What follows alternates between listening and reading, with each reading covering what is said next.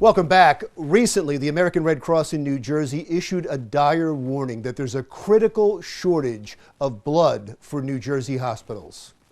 Here's my interview with Rosie Taravella, CEO of the American Red Cross in New Jersey, about what that shortage means to us. Thank you so much for doing this. We keep hearing about a blood shortage in New Jersey. How bad is it?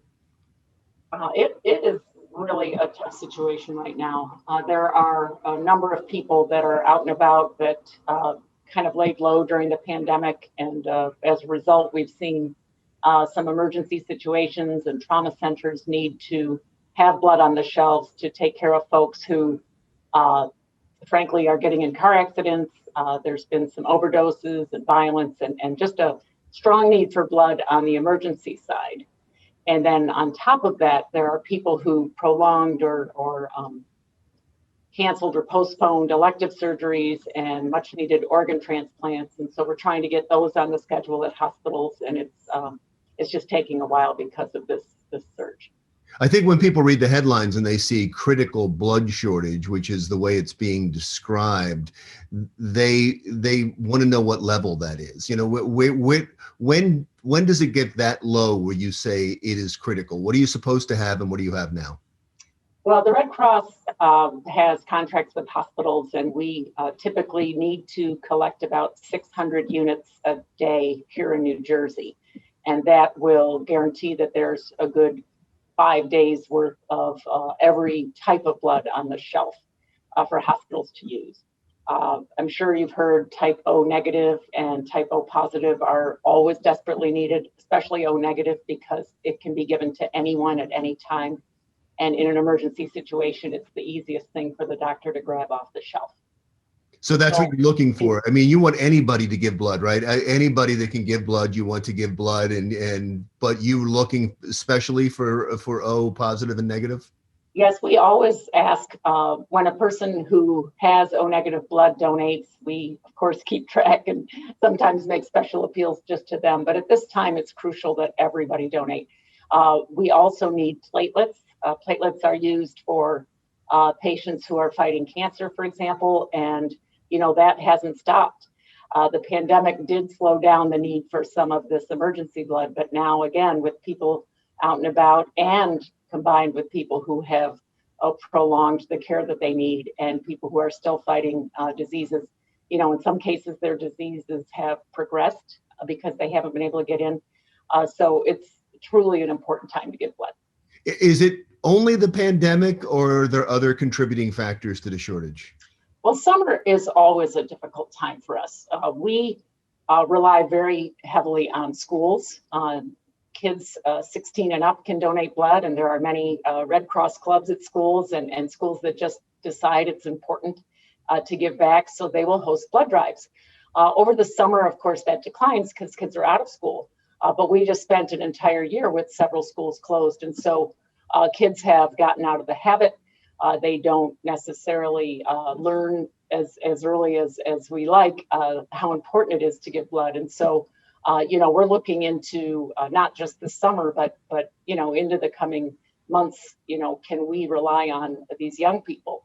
Most of our donors are over the age of 65, and we are so grateful. They have time on their hands and they're willing to give. But we need people of all ages to consider giving at this time. Yeah, I didn't even think of all of that. Not only the schools, the colleges and the high schools, but also I remember I work in an office building and you could give blood down in the lobby, and nobody's going to office buildings anymore. Everybody's working from home.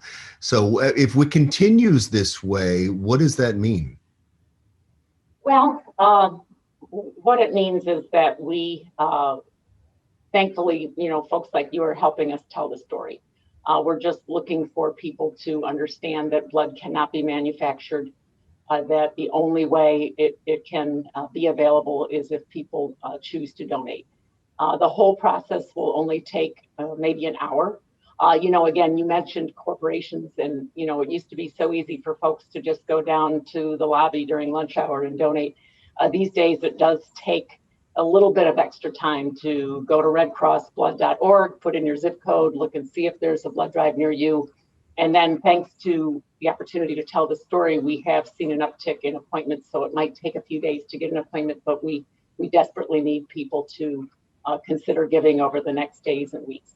Yeah, I think we've all seen, because of the tragedy down in the Miami-Dade, that the Red Cross always comes to the rescue and the Red Cross is always there. And one of the things that is a necessity is to have enough blood, God forbid, if there's a crisis. So you're having a difficult time now in the normal course of things. As a matter of fact, there's probably less people traveling and there's probably less accidents. Once we get back to normal, if there's not a blood supply, that could be a crisis.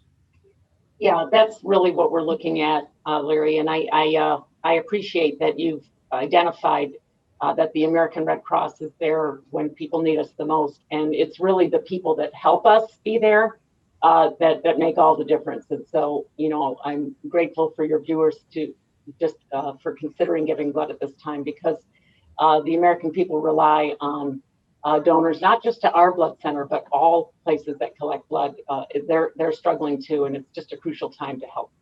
And I would think there's a place to give blood all over the state, so it's never going to be more than what, a 20-minute ride to get somewhere to give blood. And tell me again exactly how people can find the location nearest them.